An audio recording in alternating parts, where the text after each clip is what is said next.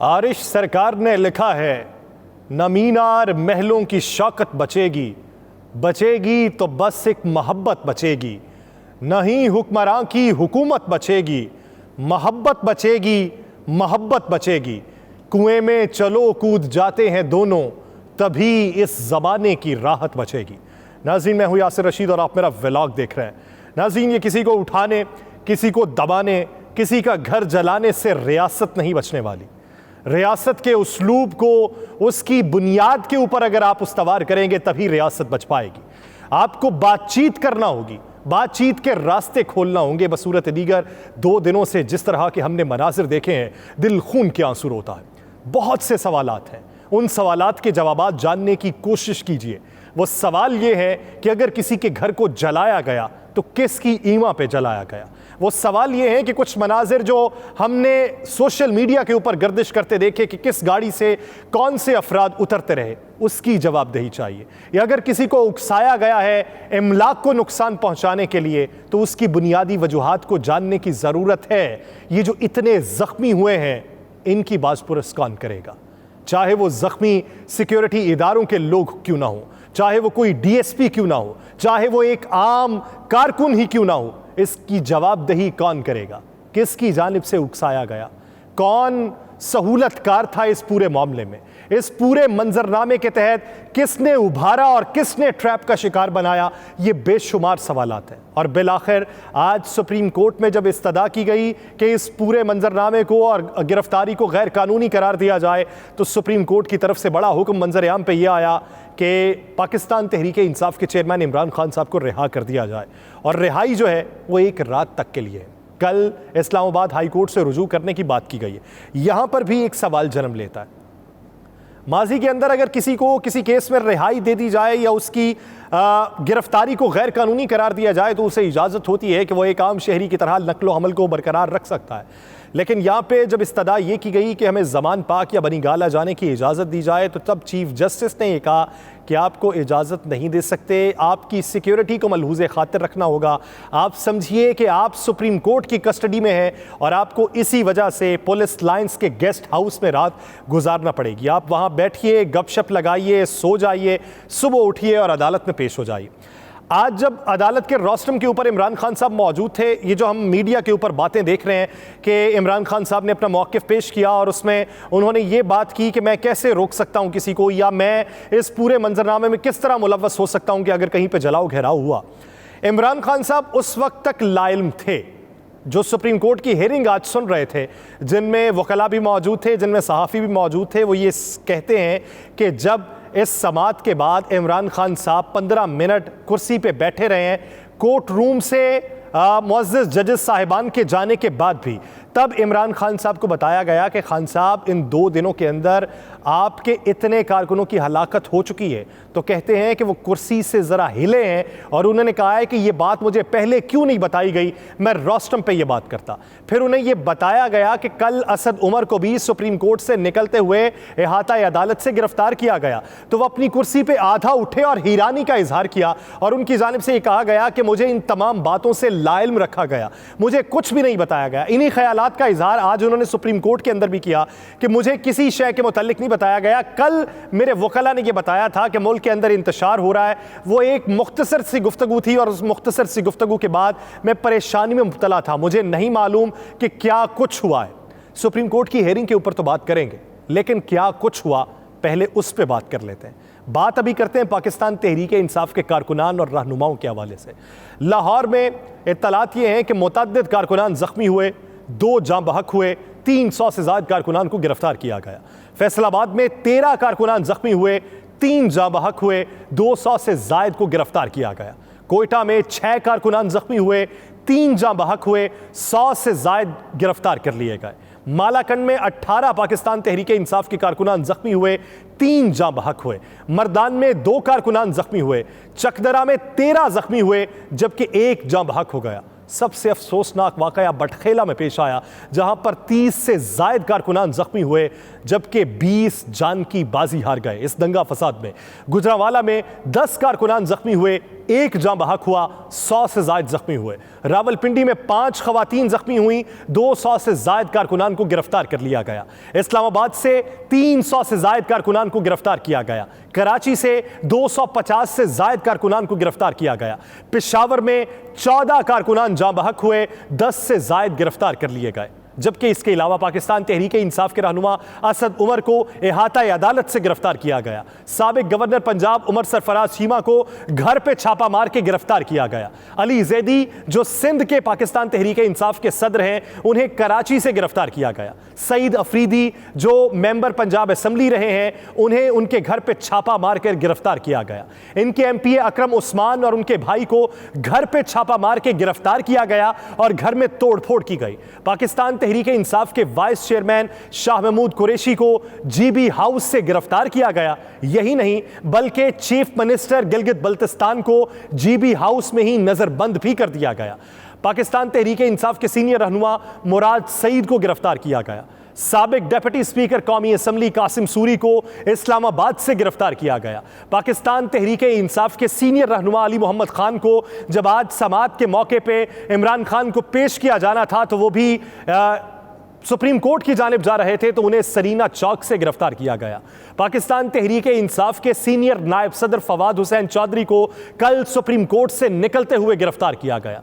इसके अलावा पाकिस्तान तहरीक इंसाफ के रहनुमा जमशेद चीमा, फलकनाज और मलिका बुखारी को गिरफ्तार किया गया। यही नहीं, सहाफ़ी इमरान रियाज खान के घर पे छापा मारा गया, तोड़फोड़ की गई और उन्हें गिरफ्तार कर लिया गया। आफ्ताब इकबाल मारूफ सहाफ़ी, उनके घर पर भी छापा मारा गया, सामान की तोड़फोड़ की गई और उन्हें वहां से गिरफ्तार किया गया। पाकिस्तान तहरीक इंसाफ के सीनियर रहनुमा उस्मान डार के घर छापा मारा गया, तोड़फोड़ की गई, उनकी वालिदा पे तशद्दुद किया गया। पाकिस्तान तहरीक इंसाफ की रहनुमा शानदाना गुलजार के 2 बेटों को गिरफ्तार किया गया और घर तोड़फोड़ की गई। कासिम सूरी के घर पे छापा मारा गया और उनके भाई बिलाल खान सूरी को गिरफ्तार कर लिया गया। पाकिस्तान तहरीक इंसाफ के वाइस चेयरमैन शाह महमूद कुरैशी के मुल्तान घर में छापा मारा गया, तोड़फोड़ की गई और 9 मुलाजमीन को गिरफ्तार किया गया। अजहर मशवानी के घर पे भी छापा मारा गया, वहां पे भी तोड़फोड़ की गई और उनके बूढ़े बाप को हिरासा किया गया। महमूदुर रशीद के घर तोड़फोड़ की गई।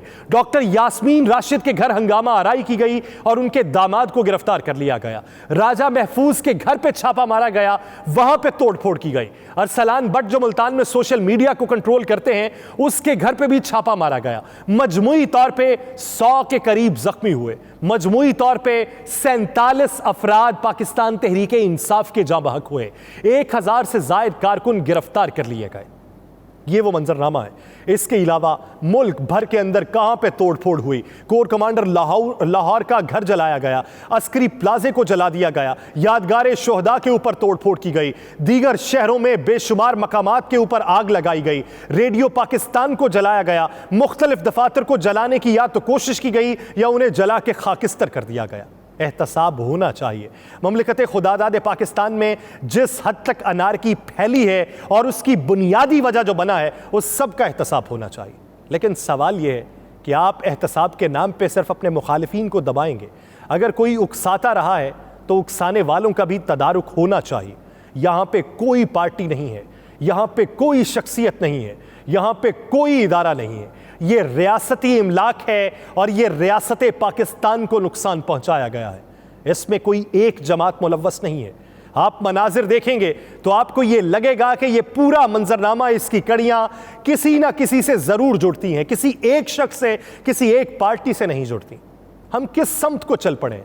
हमने मुमलकत खुदादाद पाकिस्तान में कौन सी बेहतरी के इम्कान को रोशन करना है? हम सुप्रीम कोर्ट के खिलाफ घेरा तंग करने की कोशिश कर रहे हैं तो कोई इस्लामाबाद हाई कोर्ट के गिर्द घेरा तंग करने की कोशिश कर रहा है। पाकिस्तान के अंदर इसी तरीके से इदारों को इदारों से लड़ाते रहेंगे, इसी तरीके से अवाम को इदारों के सामने ला खड़ा करेंगे, किसी को बैन करने की कोशिश करेंगे, किसी को पाबंदे सलासिल रखने की कोशिश करेंगे, किसी के गिर्द घेरा तंग करेंगे, किसी की इमलाक को नुकसान पहुंचाने का एक बयानिया बनाएंगे और दूसरी तरफ किसी के घर में घुस के तोड़ फोड़ करके उसकी वालिदा पे या बूढ़े बाप के ऊपर तशद्दुद करेंगे। तो किस तरीके से बैलेंस कर पाएंगे? नहीं कर सकते। अगर बैलेंस कर सकते थे तो उसी मंजरनामे के तहत कर सकते थे जो आज से 1.5 हफ्ता पहले वज़ा किया गया था। लेकिन किसी को उसमें अपनी हार दिखाई देती थी, किसी को अपनी अना दिखाई देती थी, किसी को इंतखाबात दूर जाते दिखाई देते थे और किसी को इंतखाबात से राह फरार होते दिखाई देता था। इसी ज़मन में आपने मुल्क को इस नहज पे ला खड़ा किया है कि मुमलिकत खुदादाद पाकिस्तान में मुआशी सूरत हाल ये है कि आपकी स्टॉक एक्सचेंज क्रैश करने के दर पे है। मुमलिकत खुदादाद पाकिस्तान में हालत ये है कि डॉलर की कीमत में बेतहाशा इजाफा हो चुका है। यहाँ पर हालत यह है कि बाहर के इन्वेस्टर अब पाकिस्तान में इन्वेस्ट करने को तैयार नहीं है। यहाँ की हालत यह है कि बाहर के मुमालिक अब पाकिस्तान के अंदरूनी मामलात में दखल अंदाजी की कोशिश कर रहे हैं। यहाँ के हालात यह है कि आपकी खारजा पॉलिसी मुतासिर हो रही है। पाकिस्तान को बेहतरी की तरफ रास्ता निकालने के कुछ असलूब, कुछ अतवार, कुछ इकदामात कीजिए। बसूरत दीगर इस चुंगल में जिस हद तक हमें फंसाया गया है, हम रोते रहेंगे, हाथ मल के देखते रहेंगे, अपने जुब्बा और दस्तार को टटोलते रहेंगे कि हमसे क्या हुआ, हमने क्या करने की कोशिश की और किस मंजरनामे का हमें सामना करना पड़ा। आज सुप्रीम कोर्ट के अंदर चीफ जस्टिस ऑफ पाकिस्तान ने जो ये बात की कि आपको देखकर खुशी हुई, उसके बारे में बहुत से लोग ये राय रखते हैं। जिस तरह पाकिस्तान मुस्लिम लीग नून की सीनियर नायब सदर का ये कहना था कि 65 अरब की चोरी में मुलव्वस शख्स को देखने पे आपको जो खुशी हुई है, आपको खुशी उससे ज्यादा इसको रिहा करने में हुई। और ये भी कहा कि चीफ जस्टिस इस फितना और फसाद की ढाल बने हुए हैं। क्या इस तरीके से आप इदारों की तकरीम करेंगे? क्या इस तरीके से आगे बढ़ेंगे? अगर किसी एक इदारे की तकरीम ज़रूरी है तो कुली तौर पे तमाम इदारों की तकरीम ज़रूरी है। मैं ये नहीं कहता कि किसी एक इदारे के खिलाफ बात होनी चाहिए। कुली तौर पे ऐवान का तकद्दुस पामाल नहीं होना चाहिए, ऐवान का तकद्दुस बहाल होना चाहिए, सुप्रीम कोर्ट का तकद्दुस बहाल होना चाहिए, तमाम अदालतों का तकद्दुस बहाल होना चाहिए, अवाम का तकद्दुस बहाल होना चाहिए, तमाम इदारों का तकद्दुस बहाल होना चाहिए। इसी सूरत में हो सकेगा जब आप ज़बान खल्क को नकारा खुदा समझेंगे, जब आप मुस्तकबिल में पाकिस्तान की बेहतरी के लिए इक़दामात करने पे अपनी सियासत को कुर्बान कर देने से भी दरेक नहीं करेंगे, जब आप मुमलिकत खुदादाद पाकिस्तान में अवाम को हुकूक देने के लिए बराबरी की सतह पे तमाम मंजरनामों को वज़ा करेंगे। ये तमाम सियासी जमातों के लिए, किसी एक के लिए नहीं। जो लोग सुप्रीम कोर्ट की हियरिंग सुनते हैं, बड़े बड़े वकला जिसमें शुमार है, जिसमें बड़े सहाफ़ी शुमार हैं, वो इस बात के शाहिद हैं कि चीफ जस्टिस ऑफ पाकिस्तान किसी भी बड़ी शख्सियत को या किसी भी बूढ़े वकील को या किसी भी ऐसी शख्सियत को जो काफ़ी देर बाद सुप्रीम कोर्ट के अहाते में ये कमरा अदालत के अंदर दाखिल हो तो उसे वो कहते हैं गुड टू सी यू। और आज इसी तरीके से उन्होंने इमरान खान साहब को देखते हुए ये कहा कि गुड टू सी यू। लेकिन क्या इसका मतलब ये हो कि तमाम तनाजुर में कोई डील फिक्स हुई है? अगर डील फिक्स हुई है तो वहाँ पर आपके ऊपर भी बहुत से किरदार उठते हैं कि आपने इन निज़ाम इंसाफ के हवाले से और अदालत उज़्मा के हवाले से और काज़ी वक्त के हवाले से किस तरह का बयानी अपनाया है। आप किस तरीके से फिर निज़ाम इंसाफ को परवान चढ़ाने की बात करेंगे? कतई तौर पे नहीं कर सकते। आज चीफ जस्टिस ने यह कहा कि एक सहाफ़ी ने मुझे ये मैसेज भेजा कि आप कब एक्शन लेंगे जब आपके घर को भी जला दिया जाएगा। क्या धमकी दी गई? क्या इसी तरीके से आप काज़ी वक्त को धमकी देंगे या उन्हें यह बावर कराने की कोशिश की गई कि आप किरदार अदा कर सकते हैं? इसे दो नज़रियों में देखा जा सकता है। चीफ जस्टिस ने यह कहा कि हमारे घर को कौन जलाएगा, हम तो इंसाफ करने के लिए बैठे हैं, यहां पे किसी की भी इमलाक को जलाने का कोई भी हामी नहीं हो सकता। आज इमरान खान साहब ने जिस तरीके से अपने कारकुनान को कहा है कि पुरअमन रहें, इसी तरीके का बयान एक लीडर को देना चाहिए, लेकिन इसी तरीके का बयान दूसरों को भी देना चाहिए कि इस मुल्क के अंदर जिसने अनारकी फैलाई कुली तौर पे उसका एहतसाब होगा और उसमें किसी एक जमात, किसी एक शख्सियत, किसी एक तबके को फ्रेम नहीं किया जाएगा। अगर आपने अहाता करना है तो कुली तौर पे करना होगा, जिसमें तमाम शवाहिद को बिला तफरीक सामने रखना होगा और फिर उसके मुताबिक फैसला करना होगा। अगर आज काज़ी वक्त को अगर कोई ये बात कर रहा है कि आपका घर भी जलाया जा सकता है, तो ये सिर्फ एक सहाफ़ी की जानिब से नहीं किया गया, ये एक वफाकी वज़ीर की जानिब से भी बात की गई है, ये कॉशन दिया गया है, ये ख़बरदार किया गया है। पाकिस्तान में एक आम शख्स फिर किस तरीके से महफूज हो सकता है? इन 2 दिनों के अंदर जितने लोगों ने अज़ियत व कर्ब बर्दाश्त किया, या जितने लोगों ने अपने गम व गुस्से का इजहार किया, या जितने इसके मुतबादिल बयानात आते रहे, कोई भी उस पर खुश नहीं है। ना एक आम पाकिस्तानी खुश है, ना कोई सियासी जमात खुश है।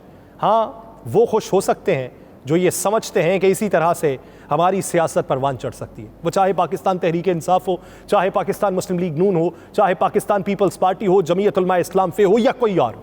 अगर वो समझता है कि उसने अपना टारगेट अचीव कर लिया तो फिर आपको मुबारक हो, लेकिन आपको मुबारकबाद के साथ साथ आप बुनियादी तौर पर जिम्मेदार हैं पाकिस्तान में अनारकी को फैलाने में, पाकिस्तान में हमारी स्टेबलाइजेशन को डीरेल करने में। आप बुनियादी तौर पे जिम्मेदार हैं मईशत को डावाडोल करने में, और आप बुनियादी तौर पे जिम्मेदार हैं हमें उस कुएं में धकेलने में जहां से बाहर आना हमारे लिए बेइंतहा मुश्किल हो जाएगा। सुप्रीम कोर्ट में इमरान खान की गिरफ्तारी को गुज़श्ता रोज़ चैलेंज किया गया था, जिसमें पीटीआई रहनुमा फवाद चौधरी ने अदालत में दरखास्त दायर की थी। समात का हवाल यह है कि दरखास्त में मौक़िफ़ इख्तियार किया गया था कि इमरान खान की गिरफ्तारी गैर कानूनी है। हाई कोर्ट ने इमरान खान की गिरफ्तारी कानूनी करार देने का जो हुक्म दिया है उसको कलअदम करार दिया जाए और इमरान खान को अदालत के सामने पेश करने का हुक्म दिया जाए। Chief justice Pakistan justice Umar Ata Bandial की सरबराही में जस्टिस मोहम्मद अली मजहर और जस्टिस अतर मिनल्ला पर मुश्तमिल 3 रुकनी बेंच ने समात की। समात के आगाज में इमरान खान के वकील हामिद खान ने दलाइल दिए कि इमरान खान जमानत कबल अज़ गिरफ्तारी के लिए इस्लामाबाद हाई कोर्ट आए थे। वो बायोमेट्रिक करा रहे थे। जब रेंजर्स कमरे का दरवाजा तोड़कर दाखिल हुई तो उन्होंने इमरान खान के साथ बदसलूकी की और उनको गिरफ्तार किया। जस्टिस अतर मिनल्ला ने कहा कि हाई कोर्ट के तकद्दुस का मामला भी सुप्रीम कोर्ट देखेगी। इंसाफ तक रसाई के हक को हमने देखना है। हर शहरी को इंसाफ तक रसाई का हक हासिल है। हम यहां सिर्फ उसूलों कवायद और इंसाफ तक रसाई का मामला देख रहे हैं। सियासी हालात की वजह से मुल्क में जो कुछ हो रहा है बहुत अफसोसनाक है। चीफ जस्टिस पाकिस्तान ने कहा कि हाता अदालत से गिरफ्तारी से अदालत का तकद्दुस कहां गया। रिकॉर्ड के मुताबिक जो मुकदमा मुकर्रर था वो शायद कोई और था। 90 अफराद अदालत के अहाते में दाखिल हुए तो अदालत की क्या ताकीर रही। नैब ने अदालत की ताहीन की है। कोई भी शख्स खुद को आइंदा अदालत में महफूज तस्वर नहीं करेगा। किसी को हाई कोर्ट, सुप्रीम कोर्ट या एहतसाब अदालत से गिरफ्तार नहीं किया जा सकता। इमरान खान की गिरफ्तारी से अदालती वकार मजरू किया गया। जस्टिस अतर मिनल्ला ने कहा कि नैब कई साल से मुख्तलिफ अफराद के साथ ये हरकतें कर रहा है। अगर ऐसे गिरफ्तारियां होने लगीं तो मुस्तकबिल में कोई अदालतों पर एतबार नहीं करेगा। जब एक शख्स ने अदालत में सरेंडर कर दिया था तो उसे गिरफ्तार नहीं किया जा सकता। चीफ जस्टिस पाकिस्तान ने कहा कि नैब वारंट की कानूनी हैसियत नहीं, उसकी तामील का जायजा लेंगे। इमरान खान की गिरफ्तारी के बाद जो हुआ वो रुकना चाहिए था। यानी अदालत इस बात के ऊपर भी थी कि मुल्क के अंदर जो दंगा फसाद हुए हैं उस पर तशवीश है और ये नहीं होना चाहिए थे। जस्टिस अतर ने इमरान खान के वकला से सवाल किया कि सुप्रीम कोर्ट से क्या चाहते हैं। इस पर हामिद खान ने कहा कि सुप्रीम कोर्ट इमरान खान की रिहाई का हुक्म दे। हामिद खान के मौके पर चीफ जस्टिस ने कहा कि गैर कानूनी काम से नजर नहीं चुराई जा सकती।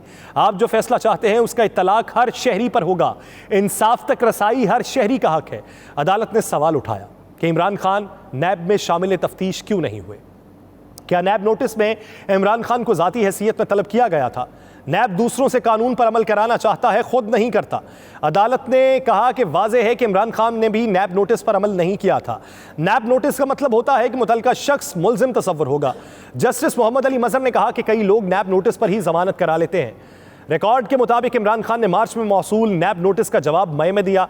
अदालत ने सवाल किया कि क्या नैब ने रजिस्ट्रार हाई कोर्ट से गिरफ्तारी से कबल इजाज़त ली थी। इस पर प्रोसिक्यूटर जनरल नैब ने कहा कि नैब ने वारंट की तामील वजारत दाखिला से कराई। इस पर अदालत ने पूछा कि क्या अदालती हाथे में वारंट पर अमल दरामद वजारत दाखिला ने किया। इस पर प्रोसिक्यूटर जनरल नैब असगर हैदर ने कहा कि अदालत का बहुत एहतराम करते हैं। जस्टिस अतर मिनल्ला ने कहा कि नैब ने कई सालों से सबक नहीं सीखा। नैब पर सियासी इंजीनियरिंग समेत कई इल्जामात हैं। ये मौक़िफ़ तो वफाकी हुकूमत को भी है जो आज अदालत बयान कर रही थी। उन्होंने मजीद कहा कि नैब ने मुल्क को बहुत तबाह किया हुआ है। नैब के वकील ने अदालत में मौक़िफ़ अपनाया कि इमरान खान का कंडक्ट भी देखें, माजी में मज़ाहमत करते रहे। नैब को जानों के ज़िया का खतरा था। चीफ जस्टिस ने कहा कि यकम को वारंट जारी हुए, 9 को गिरफ्तारी हुई। 8 दिन नैब ने खुद गिरफ्तारी की कोशिश क्यों ना की। क्या नैब इमरान खान को अदालत से ही गिरफ्तार करना चाहता था। वजारत दाखिला को 8 मई को ख़त क्यों लिखा गया। जस्टिस अतर ने इस्तफसार किया कि क्या नैब ने इमरान खान को अदालत के अंदर से गिरफ्तारी का कहा था। इमरान खान को कितने नोटिस में असूल हुए। नैब प्रोसिक्यूटर ने बताया कि इमरान खान को सिर्फ 1 नोटिस दिया गया था। उस पर जस्टिस अतर ने कहा कि बज़ाहिर नैब वारंट्स कानून के मुताबिक नहीं थे। क्या वारंट्स जारी होने के बाद गिरफ्तारी की कोशिश की गई। इमरान खान लाहौर में थे। नैब ने पंजाब हुकूमत को वारंट तामील का क्यों नहीं कहा। चीफ जस्टिस ने यह भी पूछा कि इमरान खान को गिरफ्तार किसने किया था। नैब प्रोसिक्यूटर ने कहा कि आईजी इस्लामाबाद के मुताबिक उन्होंने वारंट की तामील कराई और अदालती हुक्म के मुताबिक पुलिस ने वारंट की तामील कराई थी। फिर जस्टिस उमर अता बंदियाल बोले, उन्होंने कहा यह तो वाजे हो गया कि कोई इजाज़त नहीं ली गई, मुलजिम अदालत में सरेंडर कर दे और वहाँ से गिरफ्तारी हो तो इहाता अदालत गिरफ्तारियों के लिए आसान मकाम बन जाएगा। ऐसे तो मुलजिमान के जहन में अदालतें गिरफ्तारी की सहूलत कार बन जाएंगी। बाद अज़ां अदालत ने IG इस्लामाबाद को हुक्म दिया कि इमरान खान को 4:30 बजे तक अदालत में पेश करें। चीफ जस्टिस ने कहा कि यहाँ सुप्रीम कोर्ट में कोई फॉलोअर मौजूद नहीं होगा, यकीनी बनाएं वही वकला और सहाफ़ी मौजूद होंगे जो इस वक्त यहाँ पर मौजूद हैं। अब फिर बाद में यह बात की गई कि जहां से गिरफ्तारी हुई थी मसला वहीं से शुरू होगा। 1 घंटे का वक्त दिया गया, लेकिन 1 घंटे की बजाय 2 घंटों में पेश किया गया और अटॉर्नी जनरल ने मौक़िफ़ बयान किया कि हम माजरत खाएं पुरतशद्दुद वाक़यात हो रहे हैं। वहाँ पे फिर वही मुकालमे हुए जो मैं पहले बयान कर चुका हूँ। फिर उसके बाद उन्हें भिजवा दिया गया कि आप पुलिस लाइन्स के गेस्ट हाउस में रहिए, 10 से 12 अफराद आपको मिल सकते हैं। अब इस मामले के ऊपर बहुत सी बातें जस्टिस अतर मिनल्ला भी कर चुके हैं, जस्टिस उमर अता बंदियाल भी कर चुके हैं, जस्टिस मोहम्मद मजहर भी कर चुके हैं, जिससे ये बात तो है कुली तौर के ऊपर मुकदमा खारिज नहीं है। कुली तौर के ऊपर कंडक्ट पे बात हुई है कि आपने जो गिरफ्तारी की वो गैर कानूनी थी। यहां पे मुकदमा खारिज नहीं किया गया, ये सोचने की बात है। मुकदमा खारिज नहीं हुआ, नैब का वो केस खारिज नहीं हुआ, जितने मुकदमात थे वो खारिज नहीं हुए, गिरफ्तारी से मजीद नहीं रोका। ये कहा है कि आप इस्लामाबाद हाई कोर्ट जाएं, बायोमेट्रिक करवाएं, अदालत में पेश हों, अदालत अगर आपको जमानत दे तो ठीक, अगर जमानत खारिज कर दे तो आपको अदालती हुक्म पर अमल दरामद करना होगा। अब यहां पे बताइए कि कहां पे डील फिक्स है। यहां पे बताइए कि आपके मुकदमात जो कल के दिन जिनकी खबरें शायद सुर्खियों की जीनत बनती रही हैं कि आपके मुकदमात खत्म हुए हैं, क्या उस पर किसी ने बात की? आप उसके बारे में तो बात नहीं करते। वो आईन कानून के दायरे के अंदर है, और अगर आपके मुखालिफ को रिलीफ मिले तो वो आईन कानून के दायरे से बाहर है। मुल्क के अंदर जिस तरह के हालात पैदा किए गए हैं, उसका बुनियादी सबब जो बना है या जिसने बनाने की कोशिश की है, किसी को भी अगर माफ करना है तो एक गेम का रूल सेट होना चाहिए।